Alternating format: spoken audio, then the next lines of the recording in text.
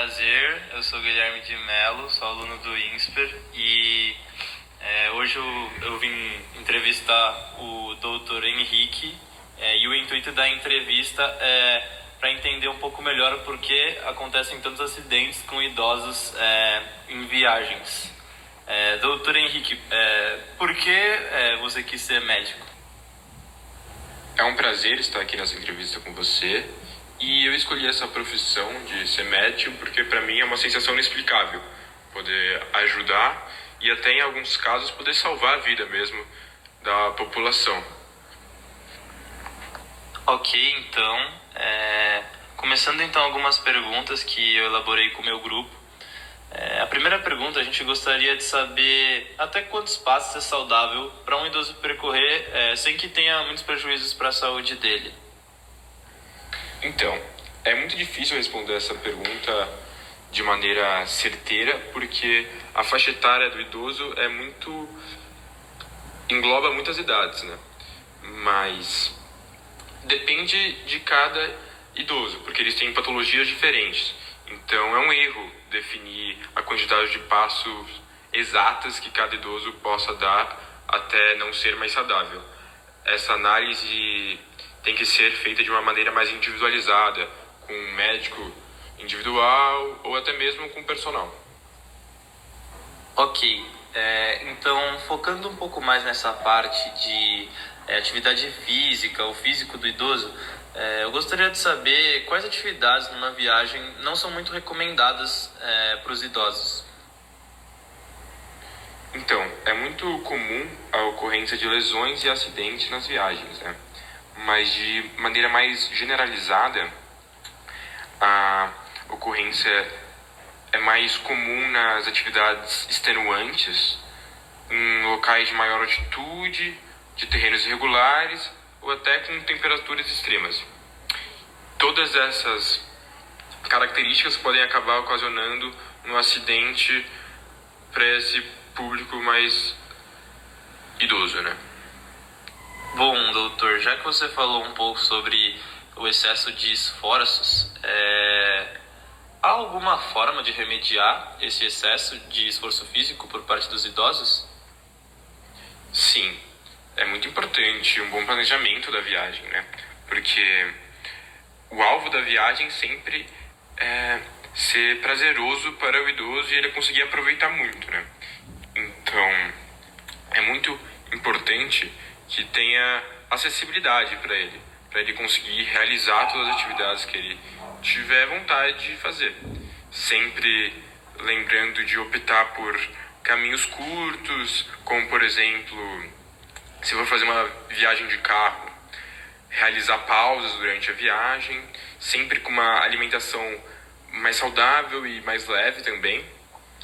E nunca deixar de prestar atenção principalmente na hidratação, porque a hidratação é muito importante para as pessoas com a faixa etária mais velha, né? E também, outra coisa que eu posso mencionar é o repouso e o sono, porque eles precisam de um bom sono para ter energia e conseguir aproveitar a viagem, né? Então eles precisam de bastante horas de sono. Ok, obrigado. Então, indo para uma parte um pouco mais técnica, quais são os principais acidentes que ocorrem com os idosos nas viagens? Então, os acidentes que ocorrem de maneira mais frequente são as fraturas, né?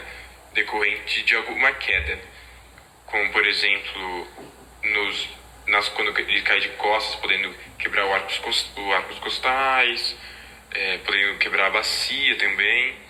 Então, esse é o acidente mais frequente. Mas também não pode deixar de mencionar a parte da hidratação, que é muito importante. Então, ele tem que prestar muita atenção nos alimentos que ele for consumir nessa viagem para não ter uma intoxicação alimentar. E eu acredito que esses sejam os pontos onde o idoso tem que prestar mais atenção ao se realizar uma viagem. Tá bom. E caso ocorra algum acidente na viagem, como o idoso deve lidar com isso? Quando ocorre um acidente, a melhor maneira que o idoso pode agir é sempre tentar avisar para quem foi na viagem com ele, né? Ou para quem estiver por perto. Mesmo que algumas vezes os idosos tenham vergonha de falar por pensar que vão estragar a viagem, que é um momento tão alegre, tão prazeroso para a família, mas sempre bom avisar. Mas um papel dos companheiros de viagem, né, é sempre ficar de observação e perceber se ele está se queixando de algo, se ele está mancando, ou se ele está colocando a mão em alguma região dolorida ou avermelhada, que é sempre bom ficar em observação.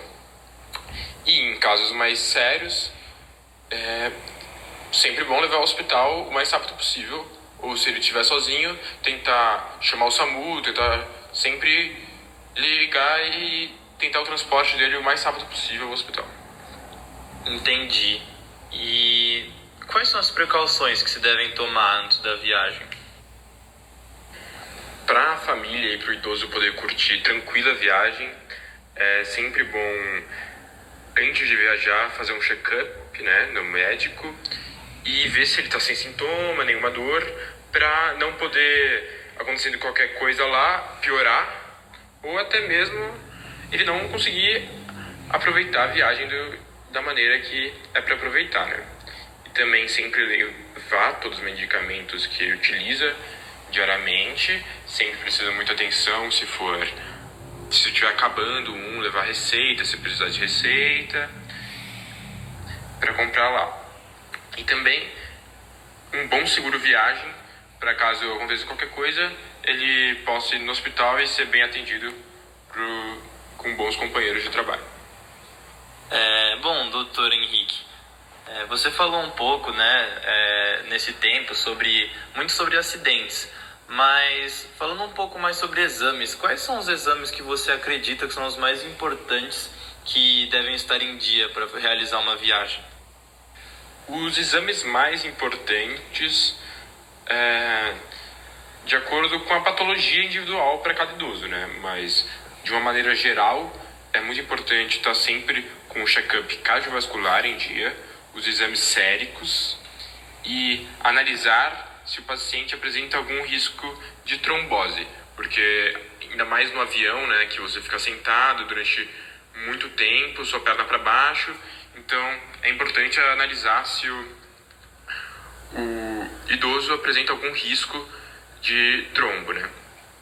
Para, caso apresentar, usar a utilização de uma meia elástica para poder ajudar. Bom, chegando na última pergunta, então, eu gostaria de saber o que o senhor acredita que pode ser feito ou deve ser levado para uma viagem para evitar complicações de saúde na mesma, né? De mais importante, sem dúvida, é sempre a saúde do idoso estar em dia, né? Com os check-ups feitos, tudo certinho para poder aproveitar bem a viagem.